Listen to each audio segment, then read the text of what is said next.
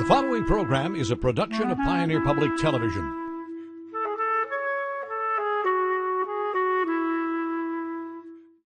Major support for Compass is provided by the ongoing support of the Leo P. Flynn Estate of Millbank, South Dakota. Additional support is provided by the Southwest Minnesota Private Industry Council, promoting Southwest Minnesota as a place rich with opportunity. Come for the jobs, stay for the lifestyle. More information at swmnpic.org.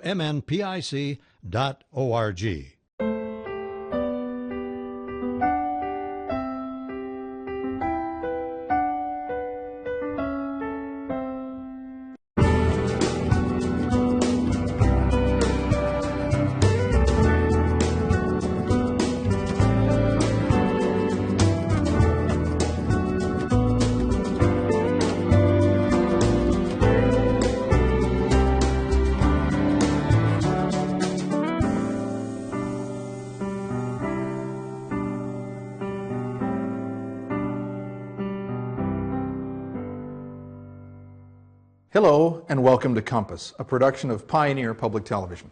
I'm Les Heen, your host for Compass, and this is a weekly discussion of public policy and important issues facing our viewing area. This week's topic, distracted driving. Representatives from the Shreya R. Dixit Memorial Foundation and the Kandiyohi County Safe Community Coalition will join us to discuss some trends in how people are driving and what kind of ramifications come from being distracted behind the wheel. First, Pioneer's Laura K. Prosser travels to Willmar, Minnesota, where she found a new kind of safety enforcement program. And she also went to Byron, Minnesota, for the story of how one distracted driving incident has changed one family forever. Here's Pioneer's Laura K. Prosser with the story. While we all think we can multitask with the best of them, doing it on the road is not the right decision.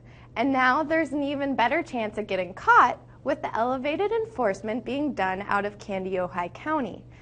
Today we have with us Captain Mike Anderson and Sheriff Dan Hartog to tell us just how they're cracking down on distracted driving. Gentlemen, welcome. So what are some tools that you guys have found works with catching people for distracted driving? The law around distracted driving, it was actually put in place several years ago, but it's focusing on inattentive driving, and it's not only while you're moving, but the law specifies when you're sitting in traffic.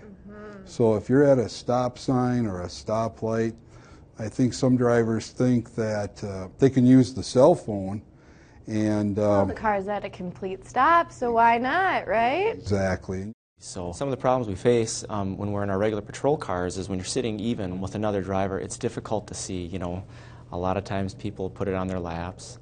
And when you get elevated to a position, you can actually look down into the vehicle and be able to see if they're on their phone, if they're Snapchatting, or if they're surfing the web, or if they're on Facebook or whatever. So elevated enforcement has proven a pretty useful tool for us. We're not just out there to write tickets. They're expensive. We understand that. The first one is $140 in this county. The second and subsequent offenses go up to $360. So it's a huge jump. Tell me, how does this elevated enforcement work exactly? We have a couple officers generally on the bus that will look for violations, and most of these occur where traffic is moving slowly. Then we have other officers who are going to engage in the actual traffic stop. So we use our radios and point out, maybe which vehicles are violating the texting and driving law, and then we'll have other officers waiting to make that traffic stop.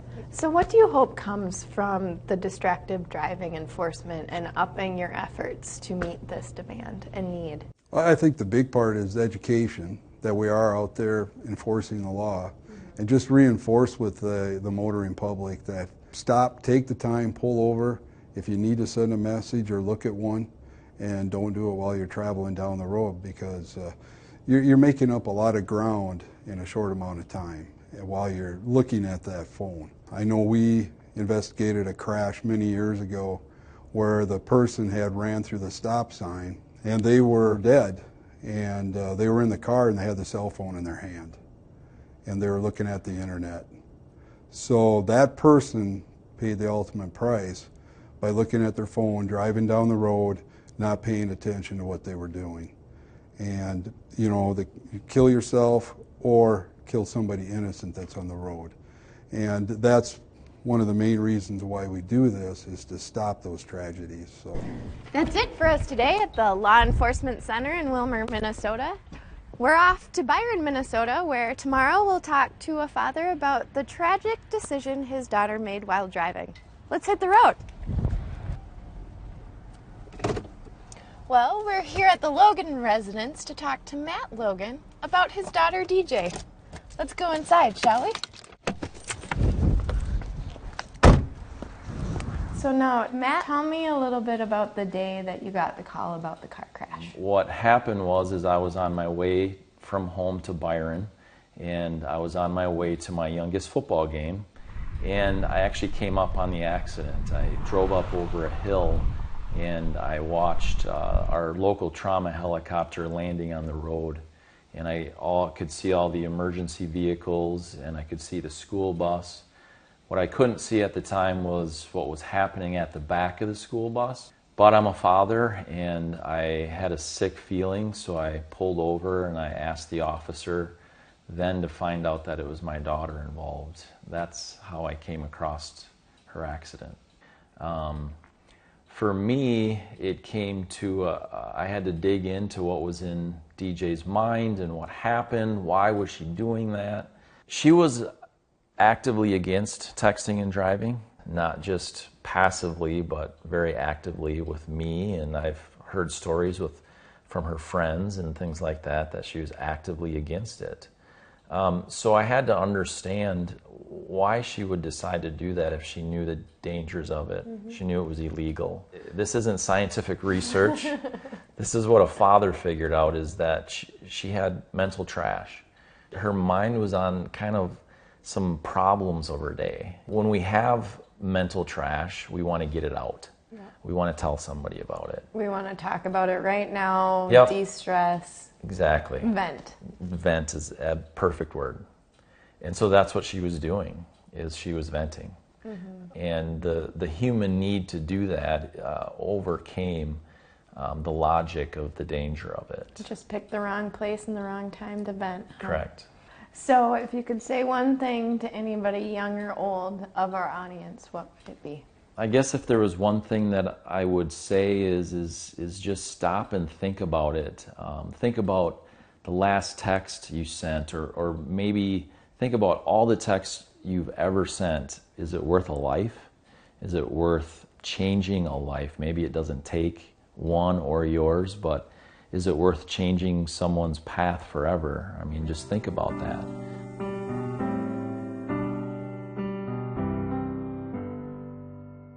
With us now to talk about the regional efforts that are at work to combat distracted driving, we have Stephanie Felt, who is with the Candioi County Safe Community Coalition, and we also have from the Shreya R. Dixit Memorial Foundation, Vijay Dixit. Vijay, Stephanie, thank you for joining us on Compass.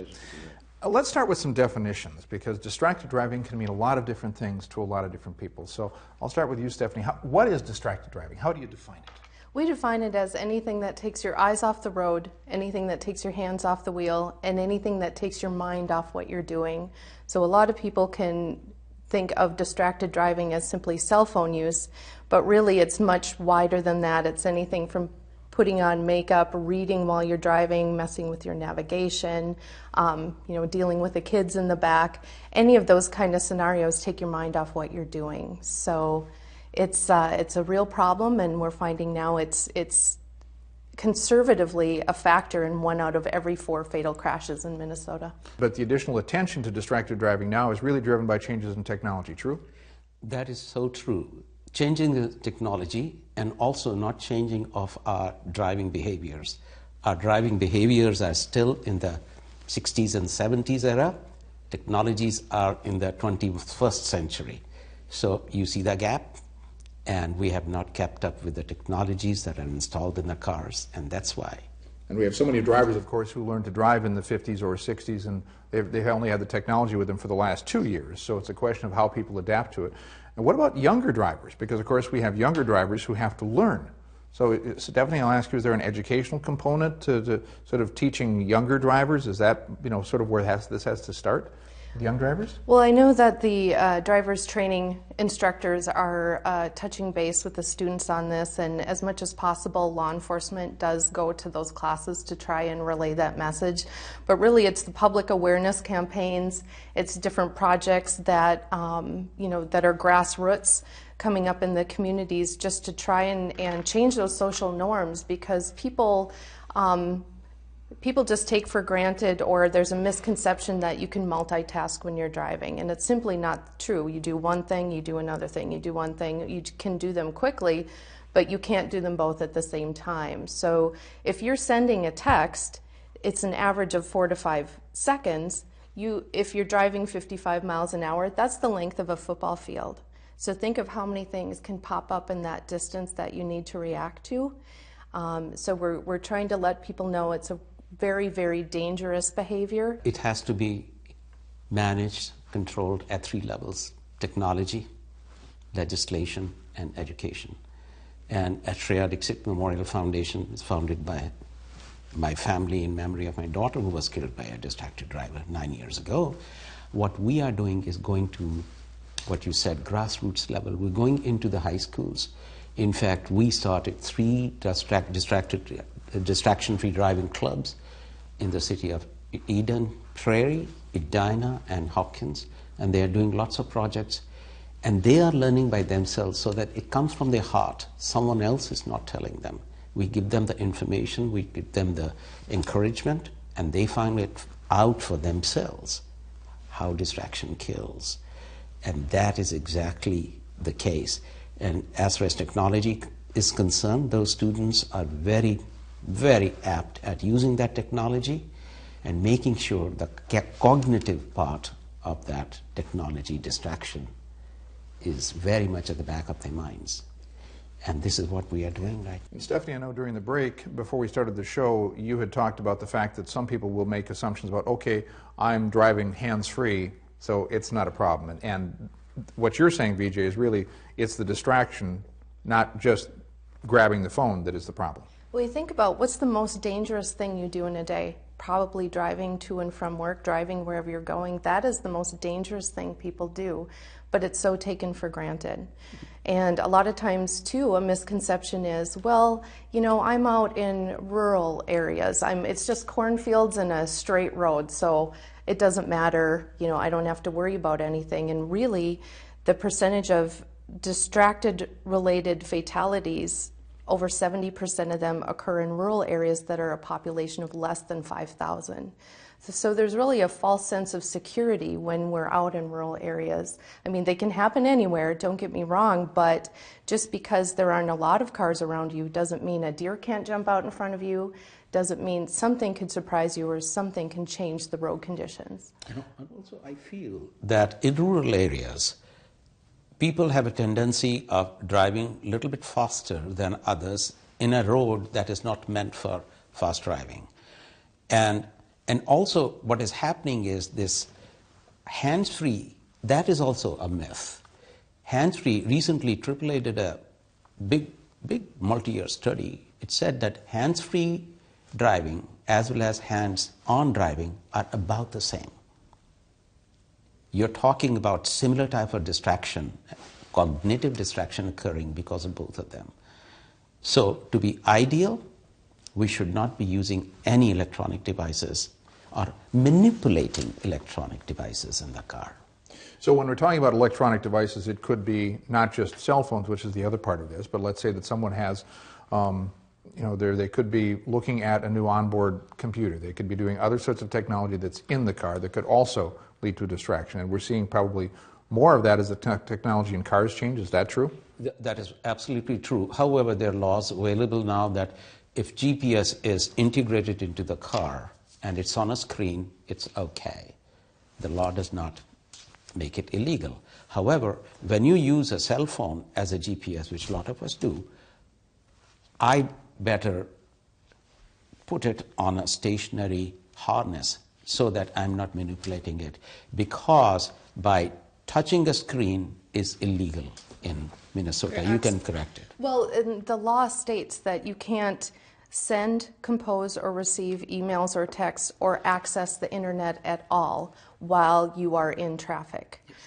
So technically you're accessing the internet by checking your navigation. You cannot even stop on the shoulder and start texting. That is also not allowed. You have to go to a stationary parking area to send out a text. So get off the road into a parking lot, completely out of traffic, completely away from traffic. That's the law. Which makes a lot of sense because, of course, as we well know, people who are pulled over are, also in a dangerous spot. Yes. All it takes is somebody drifting over the line. I thought it was very interesting that the Minnesota Safety Council provided us with some information. We were working with different businesses to try to implement policies where, if you work for company ABC and you're part of the sales force, you are not allowed to use your cell phone when you're on the road. And that met with a lot of pushback because Salesforce or employees of companies were saying, but that's where I do all my business. I have to be connected to my phone constantly. And what they found when they implemented these policies, which had consequences, that productivity actually went up. People became much better time managers and they prioritized their tasks, and so it actually was beneficial to these companies because then on the flip side as well, they didn't have lost time from work.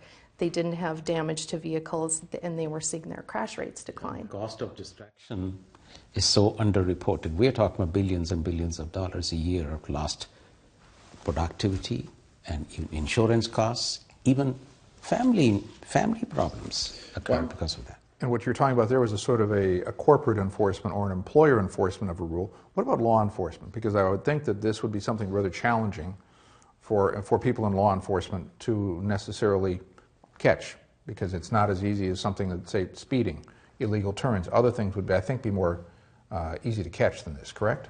Enforcement can only catch a small percentage of people who are doing this behavior. So what we're saying is, as a community, we're all responsible to keep each other safe.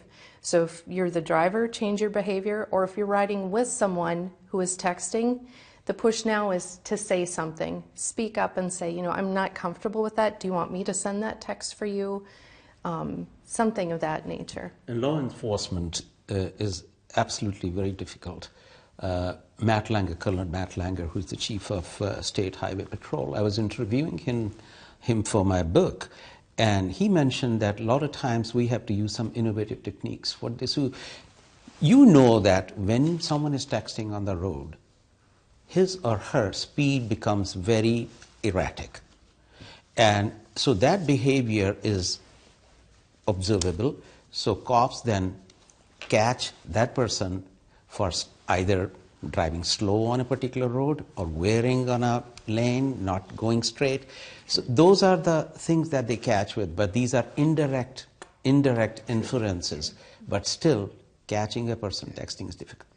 We have to wrap this up, and we have less than a minute left. Some quick thoughts that you may have about where people could go and find more information on this topic. Vijay?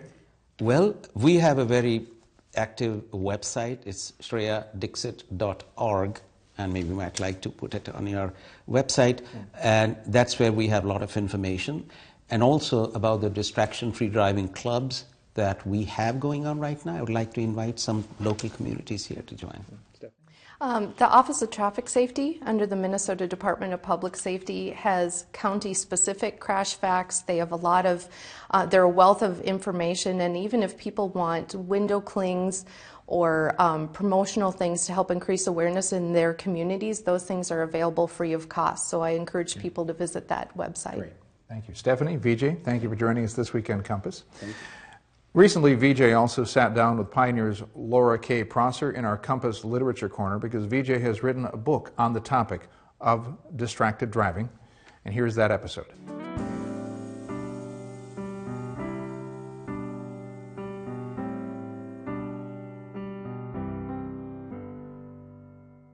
As part of a new segment to the show called the Compass Literature Corner, we will be talking to local authors and writers who have had an impact on this region or whom this region has had an impact on. This week's guest is a man who writes what he knows, and he knows it because of his own personal tragedy. Through this, he can share and educate others on the epidemic at hand, Ladies and gentlemen, out of the panel discussion and into the literature corner, I'm proud to say that today's guest is Vijay Dixit from Shreya R. Dixit Memorial Foundation. Vijay, welcome. Thank you very much, Laura. So now, you wrote this book called One Split Second. Yes. Explain why you decided to write about the distracted driving epidemic. Well, one, it is an epidemic, and more important that I lost my daughter to a distracted driver. She was not driving, she was a passenger. And that was the motivation to write the book, because in the last 9 years or so since I lost Shreya, learning a lot about this epidemic, a lot about the problems that distracted driving causes to families' finances and even family life, husband-wife relationships, and all sorts of things. And because I went through it, I thought it was very important for me not only to help those who cannot get out of the bed after losing a child. I had the courage, I probably have the energy to do it, I'm doing it for them. And the last thing, for those individuals who have not yet had even started to drive yet, I'm writing it for them, to warn them, to caution them that this is a problem that is going to stay with you or as long as you are driving, and is lurking in the shadows to hit you again unannounced. And it's just getting bigger and bigger the more technology advances. Exactly. And because it is not just texting, it's just not cell phones. What it is distraction, period. My daughter was killed when the driver was trying to reach out for a napkin at the back. Now, who had even imagined that a Kleenex could kill? Yeah. But from your loss, you created this book full of facts and figures and personal stories and non-personal stories, correct? Yes. So how did you narrow down which facts to highlight, which figures to bring across? Well, you know, one thing that is very important, that facts and figures are very important to convince a person about any decisions they have to make. So that was the kind of a underlying reason why I brought the facts. Which ones? The ones that hit you hard. For example, one of the facts is that it takes only 3.5 seconds before a distraction occurs, between the distraction and the crash that occurs later, which can cause a fatality. Those 3.5 seconds is about the time you go across at 55 miles an hour across the whole football field. Try doing that blindfolded. So these facts are there for a reason, that they're compelling and you can even associate with them immediately.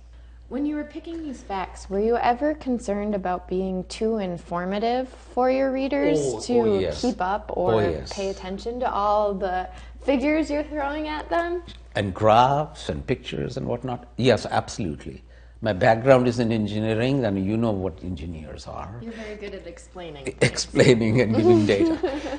But in this instance, because the book that I've got 8 chapters in it, and although it has a chronology of events that are occurring from the distraction that killed my daughter to things that followed, but at the same time, each specific chapter has a focus.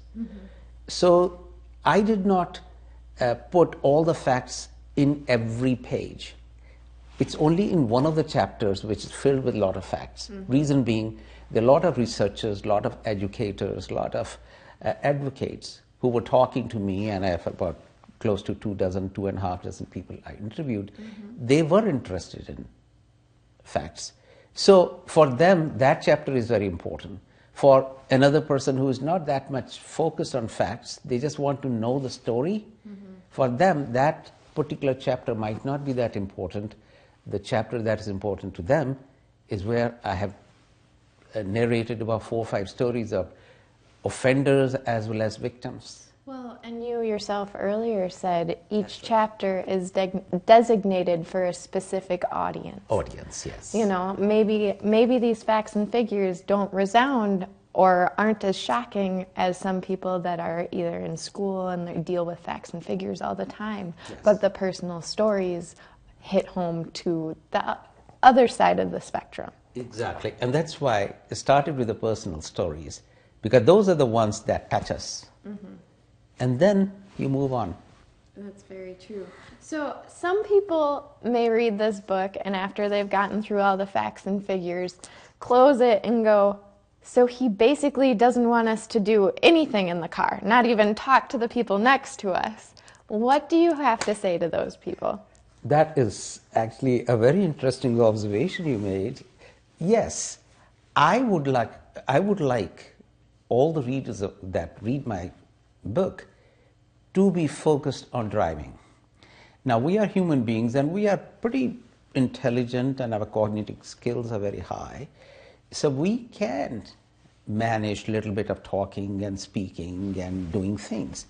But the reason I'm focusing so much on that is that don't depend so much on those distractions that you forget what you were primarily required to do, that is drive with your heart and mind and eyes on the road. And that is the reason I ask them not to get distracted. Some distractions always occur. In fact, some of the distractions, I wouldn't call them distractions, but some of the conversations that we have with our co-passengers are very good. If you're sleepy, if you talk to your co-passenger, you can be driving safely. Well, and sometimes your own distractions are your mind wandering. Wanders. And that is where this cognition part comes in. Because we focus so much on the visual and the mechanical part, the cognitive part of our distraction, which is actually not even visible, and which actually might be caused by someone not even in the car. Mm-hmm. Your mom might be calling you, and she called you on the telephone, and you picked up the phone, caused you cognitive distraction that might result in a crash. Thank you so much, Vijay, for joining us. Oh, pleasure is mine. Pleasure is mine. Now you can get his book, One Split Second, on Amazon, correct? Sure. Is there any other website that they can go to? ShreyyaDixit.org, ShreyyaDixit.org. That's our foundation's site. Wonderful. So visit the site and read your own version of One Split Second. That's it for us in the Literature Corner. Please tune in next week for more people, places, and issues facing our viewing area. I'm Pioneer's Laura K. Prosser, and may your compass always point in the direction of a good book, or in this case, in the direction of not texting and driving. Thank you.